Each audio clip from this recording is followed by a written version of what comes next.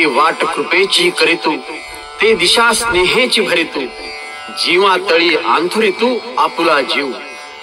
असा आहे संतांचा सर्वाभूती कळवळा. पंढरीच्या विठ्ठलाचा नामगजर करीत करीत प्रेमभक्तीचा सोपा मार्ग या कृपावंतांनी महाराष्ट्राला दाखवला. ज्ञानेश्वर माऊलीनं या वाटेवर अमृताचा सडा शिंपला आहे. यज्ञयाग नको, जपतप नको, षोडशोपचारांची पूजा देखील नको. नुसतं देवाचं नामस्मरण केलं तरी मोक्षाचा मार्ग सोपा होईल, ही शिकवण आपल्याला ज्ञानदेवानी दिली. देवाचं नाव उच्चारायचे देखील श्रम नको असले तरी चालेल, पण आपला देह, मन, बुद्धी, आत्मा, सारांश आपलं सारं काही ईश्वरार्पण समजून देवाच्या दारी क्षणभर उभे तरी राहाल ना. अरे एवढी जरी साधना झाली तरी पुरे आहे. ती विठाई माऊली तुमचं बोट धरून तुम्हाला मुक्ती सोपानावर घेऊन जाईल, हे आश्वासन देण्याकरता ज्ञानदेव म्हणाले, देवाची द्वारी उभा क्षणभरी, तेणे मुक्ती चारी साधी.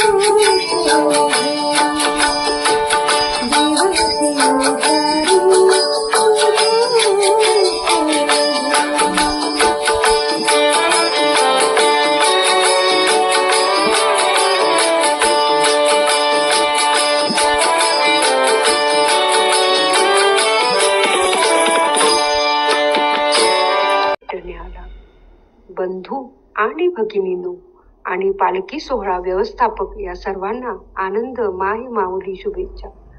यावेळेस सर्वत्र पालखी सोहळ्याच्या मार्गावर स्वच्छता आणि भाविक यांच्या सोयी सुविधा वाढवण्यात आल्या आहेत. जसे देव आपली कोणतीही कठीण परीक्षा बघतो, तेव्हा आपण अंध व्यक्तीसारखे अंधारात मार्ग शोधतो राहतो आणि धडपडताना झालेले दुःख जखमा वर्षानुवर्ष आपल्या जिवारी लागतात. करिता कळकळीची विनंती आहे की तुम्ही स्वतः बरोबरच सर्वांचे संरक्षण करणे हाच माऊलीचा आदेश समजा. आणि आपण पाहतो इतकी व्यवस्था करून देखील शहाण्या माणसाने देखील नियम पालन न केल्यास त्या भक्तीत अर्थच उरत नाही. यापेक्षा ही महत्वाचे सोहळा आयोजन निमित्त असे आहे की ट्रक सारखे जड वाहनेपासून ते सायकलपर्यंत अनेक वाहने मंदिर पासून काही अंतरावरच पुलावर खूप भारी ओझेवाले सामान घेऊन ये जा करीत असतात. तिथेही व्यवस्थापक त्यांनी स्वयंसेवक टीम वाढवली पाहिजे आणि आपणही वाहन पासून थोडे लांब राहून चालले तर अपघात रोखण्यासाठी मदत होऊन पालखीचा आनंद लुटता येईल. जय हरी विठ्ठल. विठ्ठल तू आला मला भेटण्याला, विठ्ठल तू आला